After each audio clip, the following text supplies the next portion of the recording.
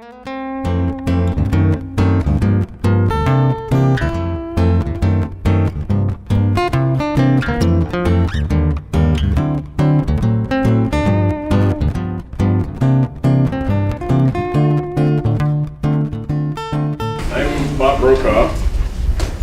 I guess I am kind of guilty of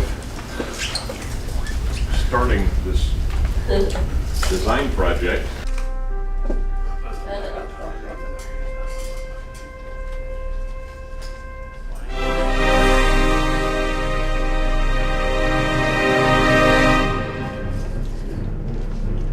Okay, what started this thing is the Glancey Medical Center needed to remove 2 trees. We did a good amount of research trying to find pictures of what we thought were the real 2 trees, and we decided that this looked like at least one of them, and I think the one in the background there was probably the other. So Jim Hoban got involved in this thing along with, I think, the mayor, where they were fretting over how to deal with these trees. There was a lot of sentiment involved in these. So they needed to be removed for safety reasons because they were diseased, and the last thing we wanted to have happen is for one of the trees to fall on one of the patients while they're sitting in their car. The removal also permitted, I believe, the entry to the facility was rerouted close to what the path of the trees were. Okay, so once Jim got involved in this, GWA got involved, and we started a campaign of is there a way to repurpose this lumber? And then the tree cutters showed up, and Jim really sprung into action there, trying to figure out, how we were going to secure these things. So these logs were cut into 12-foot sections, and the tree cutters were about to mulch these things, which would be quite an undertaking. So Jim negotiated an arrangement with Lewis Alexander to park these trees over in his pasture that is reserved for logs and so forth, that we mill those things about once a year. So Jim negotiated with Lewis to have us deposit those things, and then Jim also negotiated with the tree cutters and decided that it was cheaper to transport these trees over to Lilburn than to take them over to mulching. So the tree cutters thought that was a grand idea. The logs turned out to be 6,000 pounds apiece, according to the scale that was on the truck. And we then parked those things over at Lewis's pasture. Once you set a 6,000 pound log down someplace, it's not likely to move anywhere for a while. You'll notice that the ends of the logs are sealed so they wouldn't dry out too fast. And check before that anchor seal was placed on there, just with the logs laying sideways, water was coming out of these things like a hose.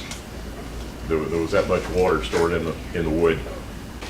Okay, so then the next challenge was, we were looking for some repurpose for these logs. So Glancey was talking to Jim and said, can you build a couple of benches for the lobby? So the next challenge came up. Okay, what do you want this bench to look like? Because you tell a woodworker you want a bench, and suddenly it takes on all kinds of forms. So what wound up being selected was a green and green bench. It was based on this particular design, which was Green and Green designed this for the entryway of somebody's house. And what it was a blanket chest. So underneath the seat of this bench, you could store blankets. So I took a look at this design, and I figured the last thing that a hospital would need is some storage facility in their lobby. Some kid would put something in there, and I would imagine security would eventually have a problem with whatever was in there. So in the process of the design revisions on this thing, the seat or the storage area was the first thing to go. Okay, the second page that we had to work with on this green and green design was really helpful, especially when you got to the grid portion up there, which showed, essential characteristics of the back slats, and also the grid pattern for the front legs. In order to capture the design on that thing, that was essential. And also the arm as best we could capture it.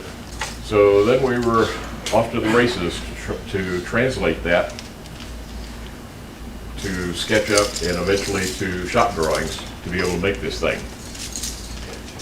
Here you see the arms and legs from the design, and we took it kind of as was, where the arm had a side connector into the back.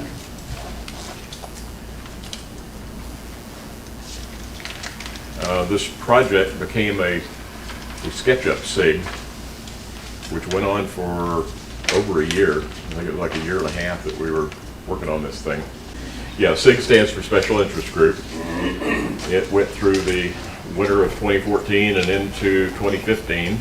As we got further on the development here, one of the things that I figured out real soon is that we had to put an artificial floor into the drawings. That's what that gray area is there. The reason that was essential was to have a reference point for measurements up. Because in standard chair design, the front of the seat is normally 18 inches from the floor, and the generally accepted standard for seating is the back of the seat is 1 inch lower than the front. Then typically in furniture design, the back will lean back some amount, usually about 5 degrees. So 5 degrees is what I chose. The front of the arms, in other words, this separation here is wider than that at the rear as an invitation to come sit. The upper back legs, you can't see it real well in this design here, but the upper back legs also splay out as part of the organic theme of the back, of the natural reed or marsh type designs of the back. Okay, the next thing that we dealt with were the back legs. Tom Heggie was one of the ones that was really instrumental in helping us with it. He's also known among our groups as Mr. SketchUp. I think what he doesn't know about SketchUp probably hasn't been written. So he helped us with straightening out the crudeness of the design that I had in this left leg and wound up smoothing it out. Again, everything that we were doing from this point forward was aimed at trying to translate this thing into shop drawings. So we laid out the legs and separations between the legs with those spreaders that you see up there. Then the next thing that we added was the Crest Rail. And what we did there was chose to use a bridle joint to go in there because it afforded the best ways to attach the top of the chair to everything else. We had an opportunity sometime in the middle of 2014 or 2015 there, where we had a professional furniture maker that came to teach a class, and I reviewed these drawings with him, and everything was fine until he took a look at that bridle joint on there and declared that there was end grain showing. He said that's a no-no. We looked at numerous ways to try to hide that ingrain, and decided that that was way beyond our capabilities because of the deep cut that you would have to make in there in order to convert that bridle joint into our half-blind mortise. So we chose to leave that one that way. Okay, now we factored in the back slats.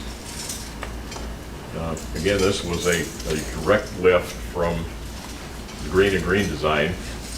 So what I did was I just expanded the grid design that you saw in that drawing from earlier. Okay, now what happened was we were presented with, gee, the saw cutter is going to show up next week, and we need to know what thicknesses that you want this material cut to. I'm thinking, ooh, we kind of don't have the design quite far enough along yet to be able to come up with anything definitive there. So I kind of took a shot in the dark, because knowing that the front legs and the back legs were going to require, thicker than average cuts, along with the arms and the crest rail. So that was why I chose to slab that out at 1 3/4 in order to get 2 front legs, 2 back legs, and 1 1/4 to get the back splat, and the rest of it thinner materials. And then I approximated what the thickness was in order to figure out how many of these slabs that we were going to need. So anyway, there was at this point in the design, there was a good amount of pucker factor going on here. Thinking that, gee, we're going to have to kind of commit to this thing here. Okay, this was the actual cutting of the trees, where we lumbered those things out. There's another shot of where these things were actually lumbered. You can see some of the thick slabs that we yielded out of there, so we could cut around the decay that was in the bottom of the tree. So then the objective was to start stacking this lumber in a covered storage area there, where it was going to have to sit for about a year in order to air dry. So what we did is we had the lumber stacked in there with stickers in between in order to allow air to flow in there. You see in the left picture there is Rick Clark's son up there trimming a knob off the side of the log. That knob was just enough that the machine wouldn't be able to travel over the top of it. We had to do a little last minute trimming there. And the picture on the lower right there is Nancy Harris, the mayor of Duluth. She was involved in this thing. And then Katrina Stone, Glancey Rehab. Okay, other than those big logs that we saw in the prior slides, there were some smaller logs that came off this thing too, that is just excellent raw material for turners. So the turners harvested some of the smaller stuff in order to make bowl and platter blanks. And here you see Jimmy Rocker splitting some of the logs in half in order to prepare them for making bowls, which you see in the right picture. And what came out of that are some bowls and a lot of pins. You'll see over here on the table some of those bowls that you can actually see and touch.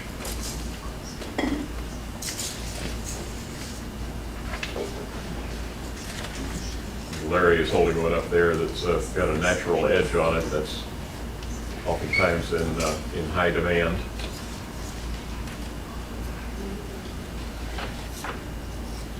There's another one that's got a bit of a creative design to it. It's pretty thin.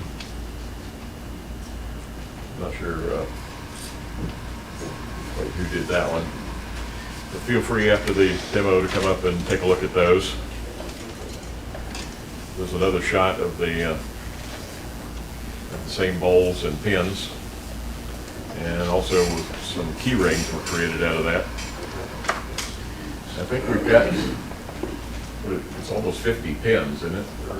30, okay. 30 pins that we made out of this.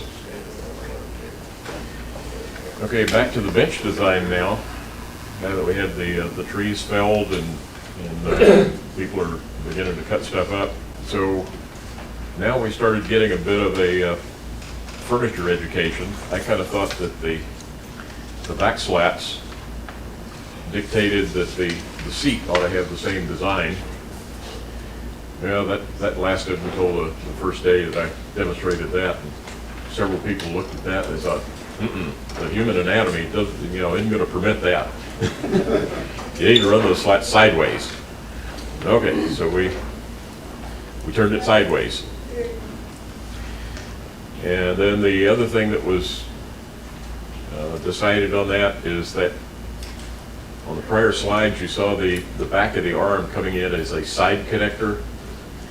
We decided that would be near on impossible to execute accurately. So we decided to go with a front entry on the thing, which I think looks every bit as good, if not better. So that was a method change of connection. This is a shot of the underside of the bench in the design phase to show the seat structure, where we had a spreader front to rear. And this was one of the things that we decided to add because somebody at the hospital warned me that some of the visitors over there could be rather robust. So we decided that we need to build that to accommodate them. Okay, here's where we began detailing some of the parts, and mortises and tendons started to appear. And also at this point we had a revision process going, and I think we were just about at revision 10 at this point. Here's where we started looking carefully at the construction process as to, once we had legs, we knew that we were going to have to develop connectors in between, so we needed to know accurately what the exact measurements were between the legs and the relationship to each other. So here's another one where more joinery begins to take place. And the seat slats, we decided there was too much gap in between the seat slats, so we decided to change that a bit so that they were closer together. Okay, this next slide begins to show the actual construction in process. And I encourage you to take a look at this area down below here. Those were quarter blocks that we inserted. And it took quite a few hours to figure out exactly where to locate those things, because it looks fairly simple, but it was trying to get the accuracy on that thing was pretty intense. We wound up moving them probably 4 or 5 times. Locating those quarter blocks in there enabled us to be able to take one or more legs off, do something to it, and then put it back. We would drop it in place and clamp it. It's back in the right place. Yes, sir. When you started this, were you all planning on making 2 benches? Yes. So did you cut all your parts at the same time, like your legs? No, we didn't cut them all at once because we figured we were going to learn a goodly bit along the way, and probably on bench number 2 we'd do a little refinement. We actually made 3 benches. One of them's out of Poplar as a prototype. Yeah, but by the time we got to this particular scene that you see here, we had already made 1 complete bench out of poplar because we figured we had a limited commodity here with the wood that we harvested out of these Glancey trees, and we had already made a couple of mistakes with some false starts on those. So we decided, all right, let's start making this thing out of poplar. And the lumber yard always had more poplar. We did make a lot of legs, so. Yeah, legs were tough. Well, we messed up a lot of legs. We ended up with like 8 of them for one side of one bench. Okay, so one of the things that's a little deceptive at this point is that hole right there. There's a good amount of head scratching and measuring and calculation to figure out exactly where that hole is going to get located. So in order to do that, we came up with this storyboard that has a lot of the paper templates that were used to do these measurements.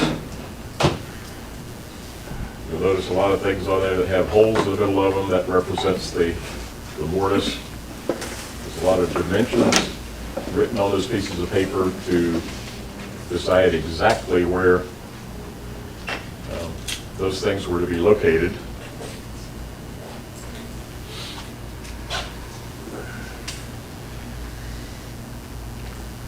So Larry was busy, quite a bit with making I know every one of those things. You make fun of me, Mr. Jig, Mr. Kempler.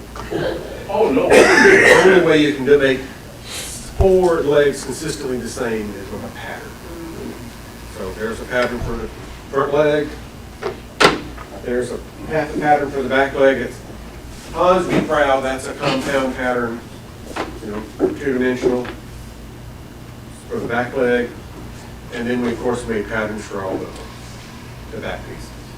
And it's a whole lot easier to shape the pattern, make sure it's rounded and squared and everything before you start cutting it out of oak. And of course, a pattern for the arm. Our template. And there's some, it is symmetrical. From this point out is the same as that point, and just reversed. So only had to make half the patterns. And then This was the final pattern that we came up with, and you would not believe the amount of pucker packer involved in this thing. We now had a finished bench. It's got lacquer, everything on it, ready to present, and now we're about to lay a router into this thing in order to set a flat. that took 2 hours, only 10 minutes to cut the hoe and an hour and a half to test it on 4 pieces of oak first. Yeah, Larry did test this thing 4 different times in order to make sure that thing was going to lay in there properly. Then well, hang on, there's one more thing that I wanted to show there. The other thing that you want to do as you're working on this thing and you produce some of these treasures here, and I do mean treasures. They are patterns that are going to allow you to repeat. So if Larry will unfold that piece of plastic up there at the risk of, it should just unfold and roll down. We lost one piece in the process. Yeah, little Larry's going, we found it. That's not it. It was, yeah, that's it. It's even labeled. Oh.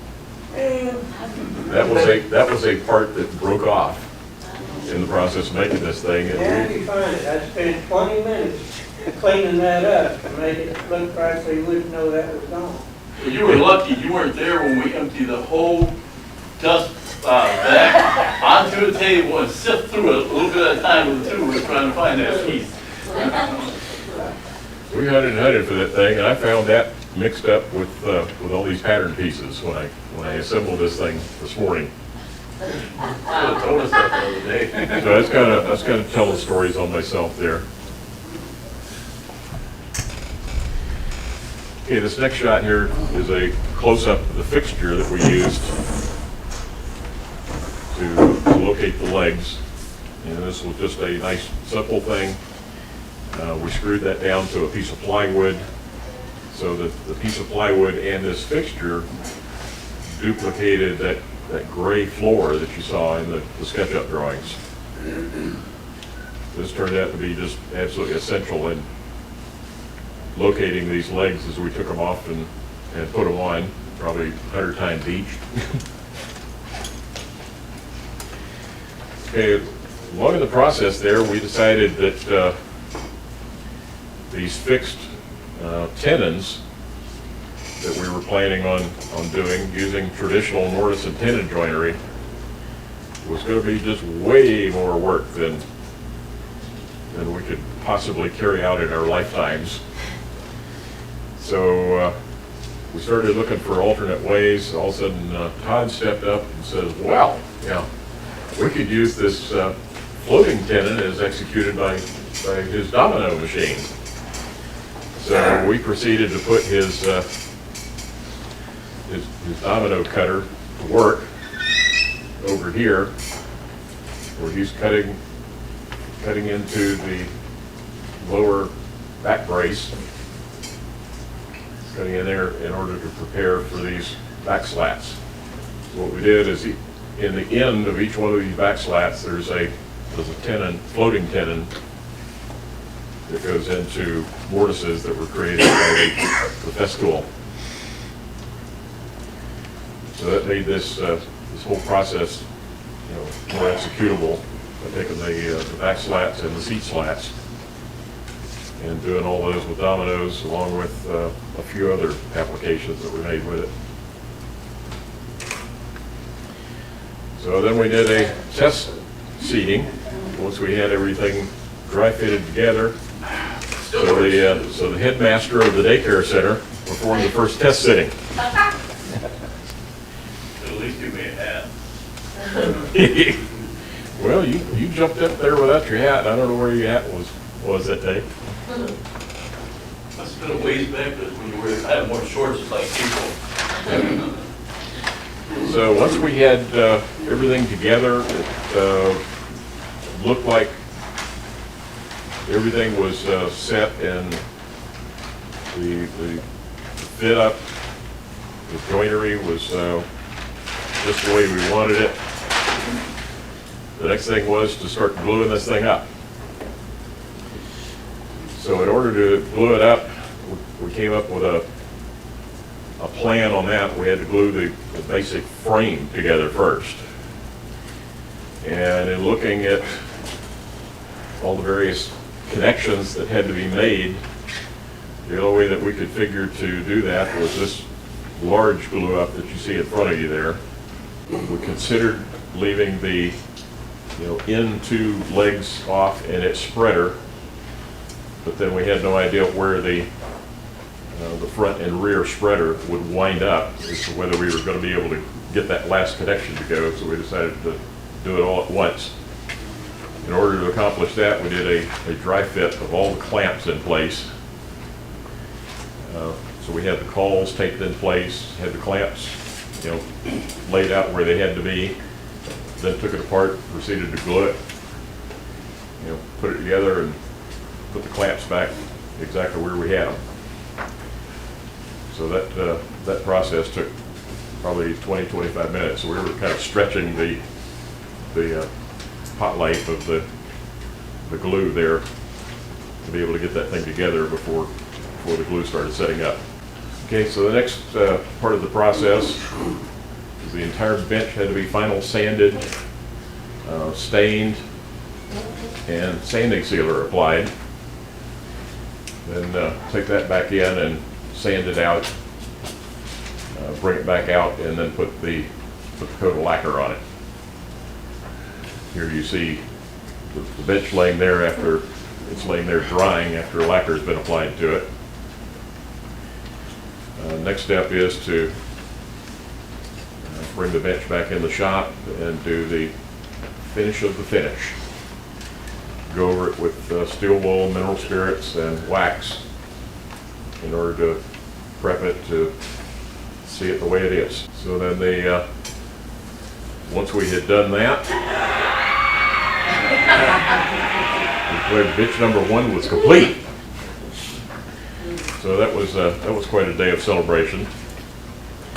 And then the next day of celebration, bitch number 2 was completed yesterday. Oh, yesterday? Yes. Well, there was cut, finished, and all that kind of thing. There was just some assembly, like the seat slats had to be put on.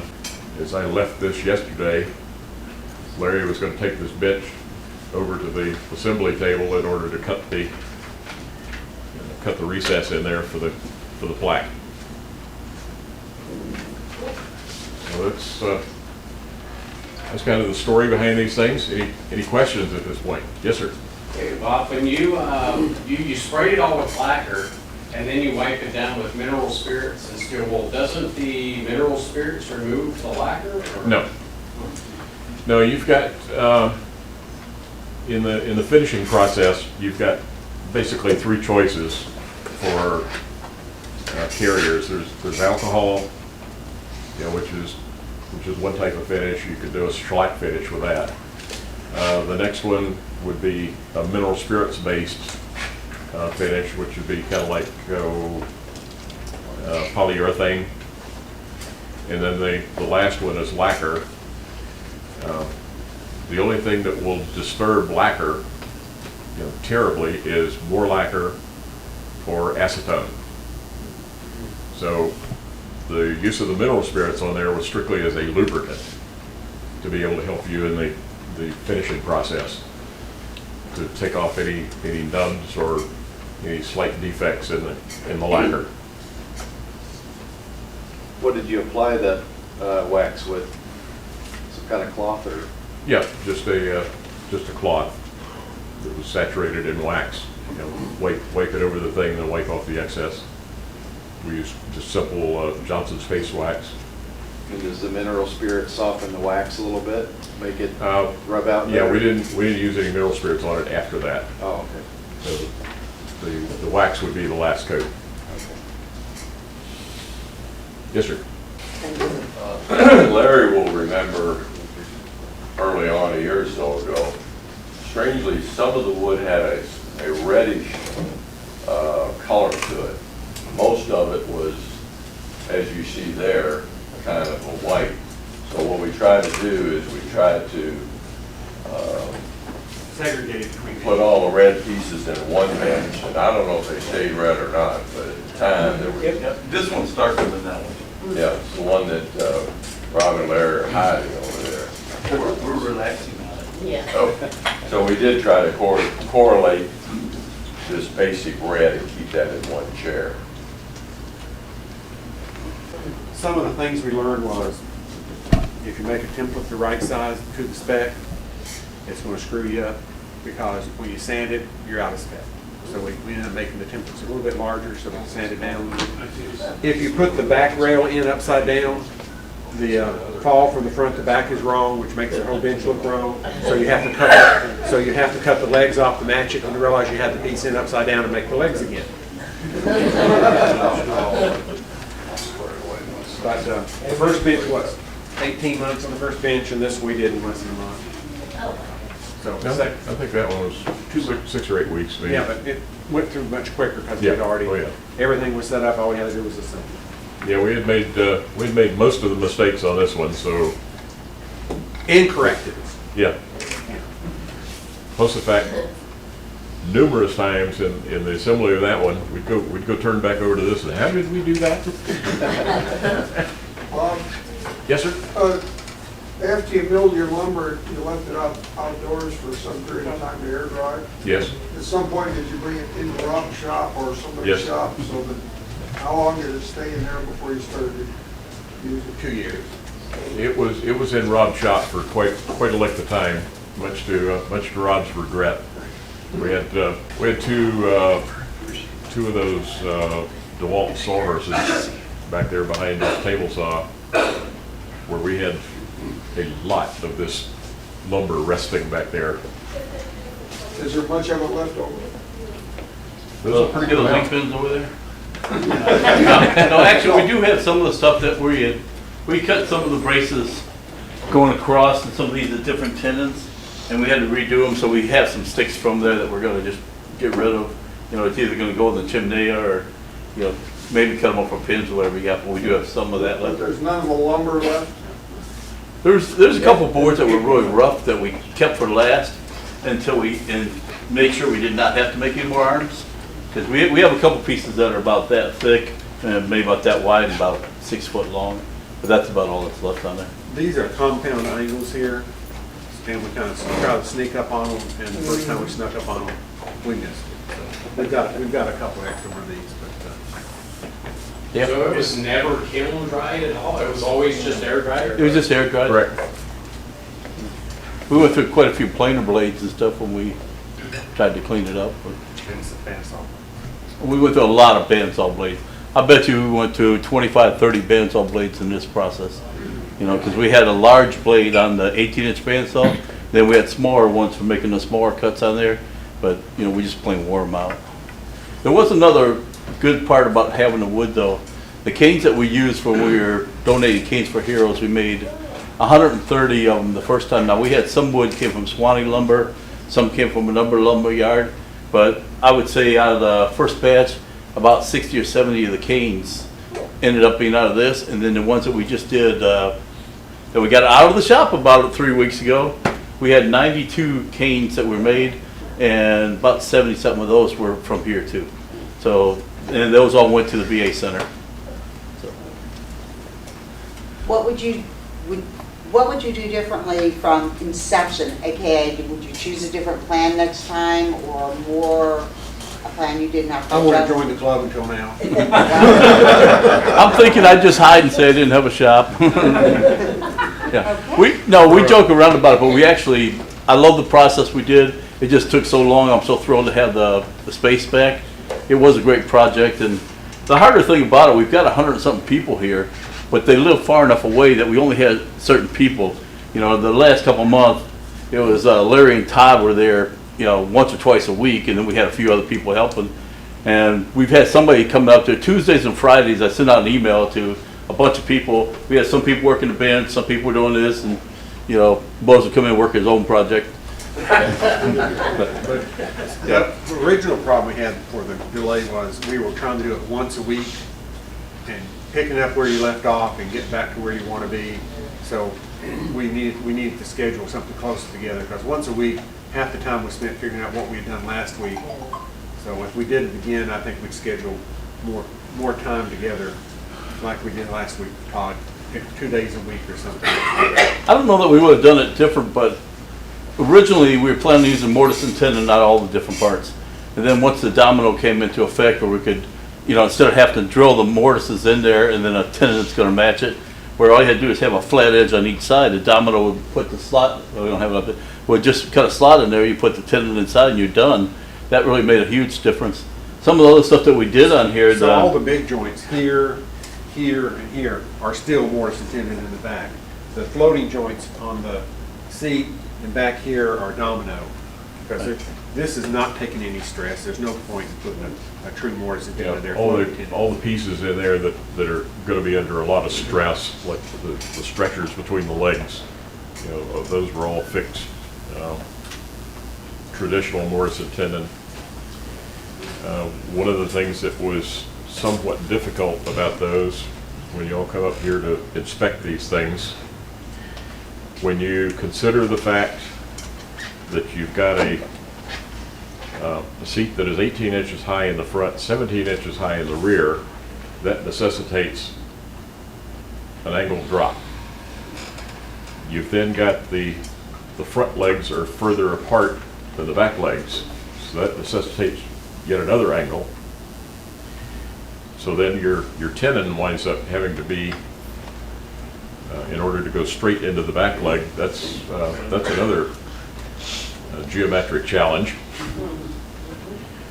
So there were a lot of challenges in you know, lining up the angles from front to rear. In particular, fortunately, the back was more straightforward. Everything was straight there. No, it wasn't. No? Okay.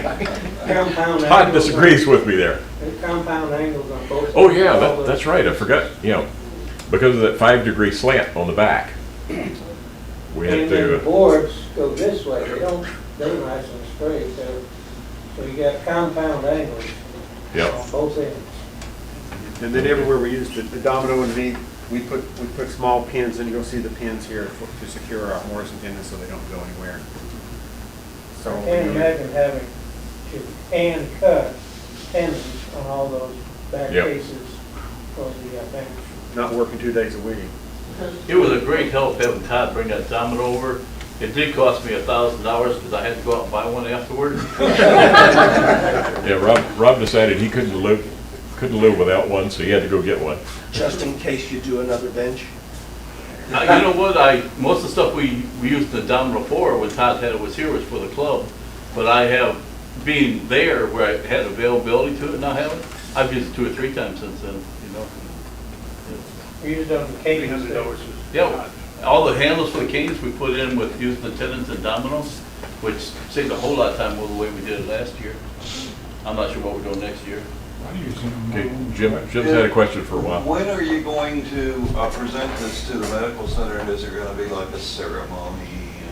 Well, we're gonna do that on Yes. Tuesday, as I understand. Oh, okay. They just there wanted you us to go. carry it back so they could stick it in their storage room. She's gonna, We she's are gonna gonna put, do, you're she's gonna gonna put 2 of deliver these the things on benches. top of her Prius and carry them. Yeah, there we go. I believe you're gonna deliver the benches this Tuesday, but we really wanna do a recognition of all of you for your time and talent and sweat that you put into this project. It's just amazing, and really, really are excited to have it, so we'll let you know. So we're gonna bring them to you Tuesday, and you'll set up a day after that? Yes, I'm actually working with Beth Hardy, who is the director of our overall media, so that we can get some, media coverage in the newspaper and hopefully other places. And have Mayor Harris there. And Mayor Harris and Catherine Willis will be there. Any other questions? But Bob, if you want, I can say who made the bowls. I think they deserve some substantial credit. This one that Bob mentioned with the pedestal, which was the add-on, was made by Bob Black. Obviously, I'm supposed to put this down there. It's one of the 2 with the natural edge, and it shows the really gorgeous grain of the wood. And when you do one with a natural edge, you get this other characteristic that's out toward the bark, as turners all know. But that's a very pretty one. Glenn, in the light orange shirt sitting back there, made 2 of them. He made this stout model. And there again, you can see the large contrast in the grain patterns, because it was such a big and old tree. They were reputed to be over 100 years old when they were cut. This is the other one that Glenn made. Also natural edge. And luckily they have a name on it. Oh, Michael Peace, one of our accomplished turners and YouTube extraordinary guys, made this one.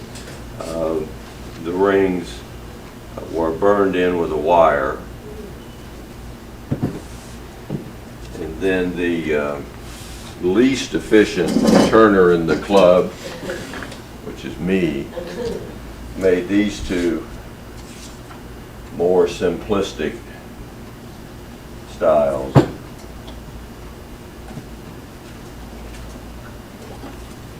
And while, shoot the pens, again, giving credit where credit's due, I think, Rob, you made 100% of the pens, didn't you? No. What did you make? Paul? I think Walt made about 5 of them. Oh, that's right, yeah. I did. Also, it's not the 2 keychains that are there. That's because Hans was making me an ink pen, and he put the transmission part all the way in, and I had to beat it apart, and I ended up with 2 keychains rather than 1 pen. But that's where the keychains come from. So I got use out of that one all the way. So that's what Bob has taught me in my years in the woodworking club.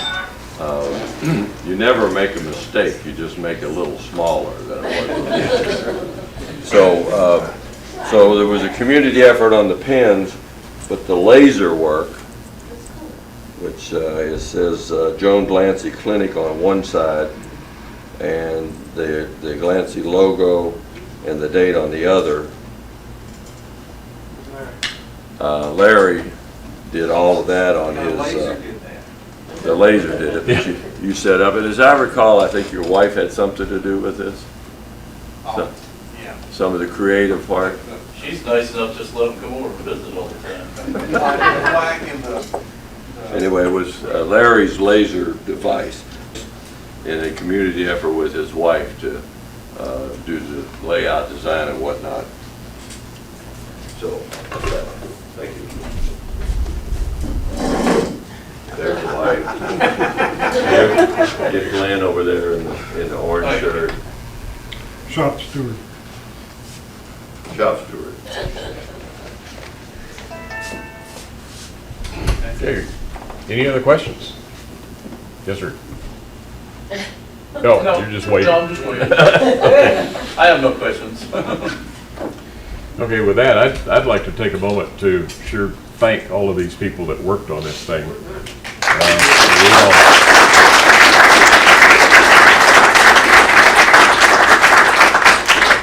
We sure learned a lot from each other as to what works, what doesn't work, and one of the things we discovered was teamwork works. So I just wanted to acknowledge these folks that are in this room, you know, particularly Todd. He wasn't up here showing off anything other than most of his work is hidden in here.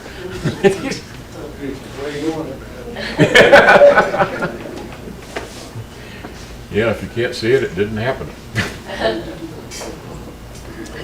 So if there's no other questions, feel free to come up and look things over, and once you spot something.